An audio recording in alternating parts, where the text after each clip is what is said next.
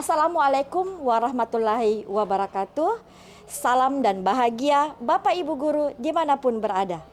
Setiap anak berhak belajar dengan bahagia, sehingga tumbuh menjadi generasi yang utuh dan bermakna.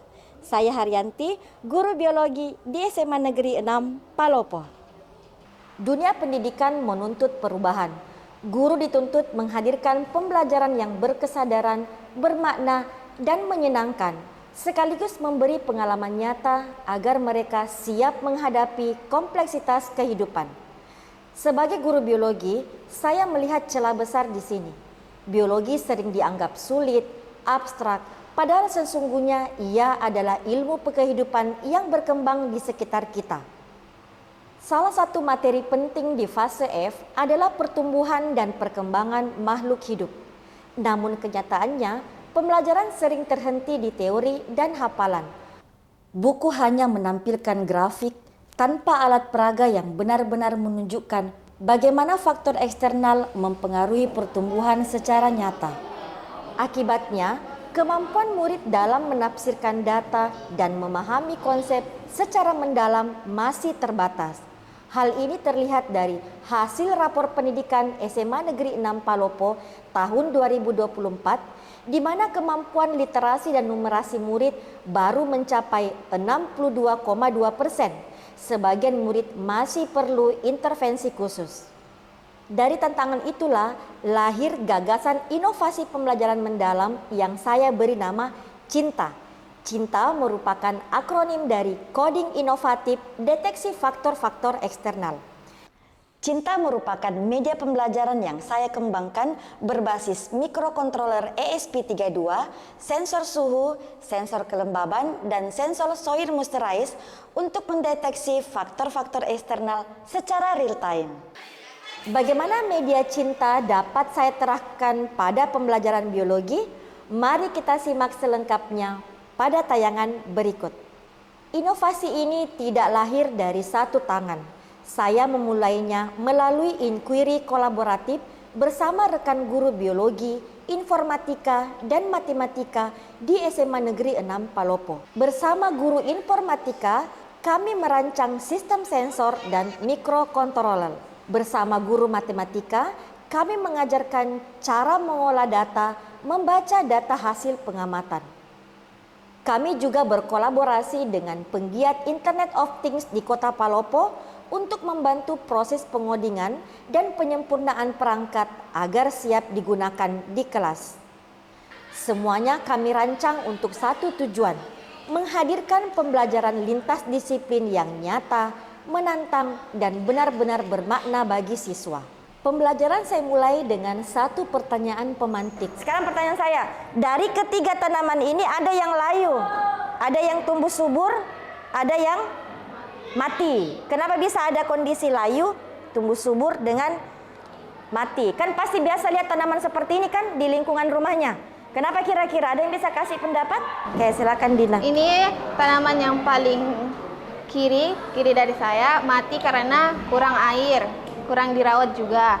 Terus yang di tengah itu subur karena dirawat dengan baik. Terus airnya juga cukup.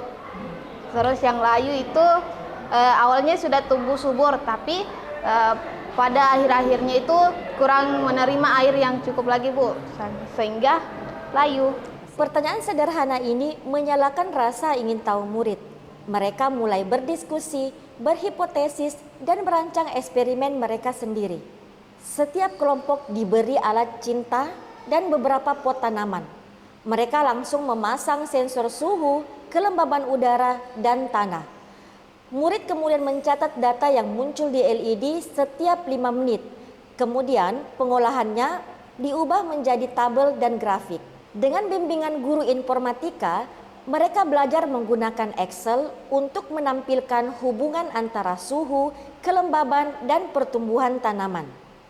Kelas pun berubah menjadi ruang diskusi yang aktif.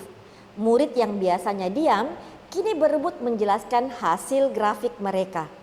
Murid kemudian diminta mempresentasikan hasil interpretasi data dan membaca tren berdasarkan grafik yang telah mereka buat. Disinilah keterampilan computational thinking, numerasi dan literasi benar-benar diuji. Hingga akhirnya di tahap refleksi, muncul ide baru dari para murid. Nah sekarang pertanyaan Ibu, kalau misalnya ada tanaman yang bisa mati, ada yang subur, kemudian ada tadi yang layu, kira-kira apa solusi yang bisa ditemukan untuk mengatasi hal tersebut? Gunakan alat pengingat digital. Ya, jadi kalau Pandi penyiram tanaman otomatis, botol terbalik, mereka kemudian merancang dan membuat prototipe sistem penyiraman tanaman otomatis berbasis Internet of Things dan hidroponik sederhana. Jika tanamannya sudah basah, maka pompa yang otomatis mati. Karena terbaca oleh sensor bahwa tanahnya atau tanamannya sudah.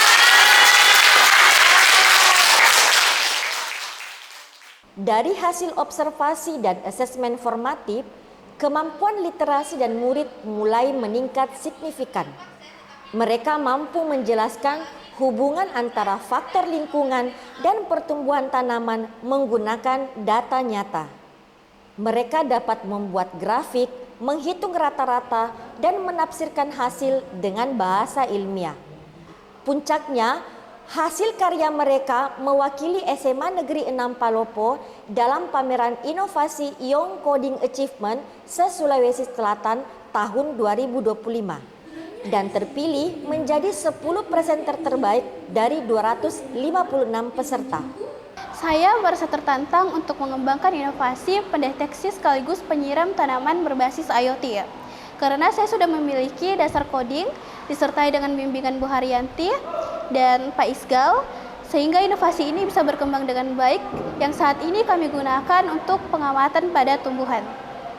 Refleksi bagi saya bahwa mengajarkan materi kepada murid bukan pada hafalan konten, tetapi bagaimana memanfaatkan konten pengetahuan untuk dapat digunakan dalam kehidupan sehari-hari.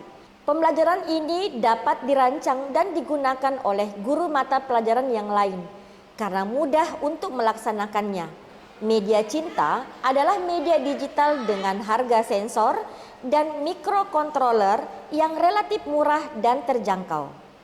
Inovasi ini telah saya bagikan di berbagai komunitas belajar, baik di Kota Palopo maupun di Kabupaten Lu Utara, bahkan hingga forum daring sekolah 3T di Kabupaten Lu Utara, dan kegiatan webinar nasional penerima Science Award ITSF tahun 2024 tingkat nasional. Alhamdulillah, inovasi ini mendapat sambutan positif dan menginspirasi banyak guru untuk menerapkannya di sekolah masing-masing.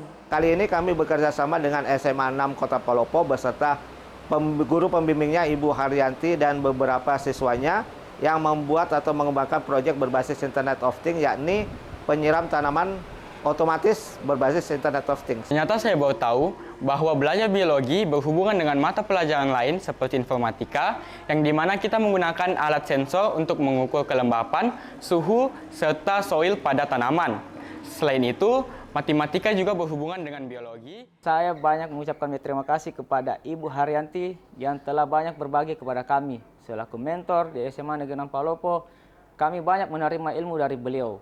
Kami ucapkan banyak terima kasih atas segala ilmu yang telah diberikan kepada kami, yang selalu aktif memberikan segala ilmunya kepada kami semua, baik di semua bidang maupun kami terutama di biologi. Ini bukan hal yang baru untuk beliau, karena tahun lalu Bapak Menteri Pendidikan telah memberikan apresiasi penghargaan terkait mengenai pembelajaran digital yang berbasis sains. Beliau merupakan juara 2 tingkat nasional. Pada kesempatan ini juga beliau sangat aktif berbagi dan menjadi mentor bagi guru di SMA Negeri 6 Palopo, khususnya pembelajaran mendalam.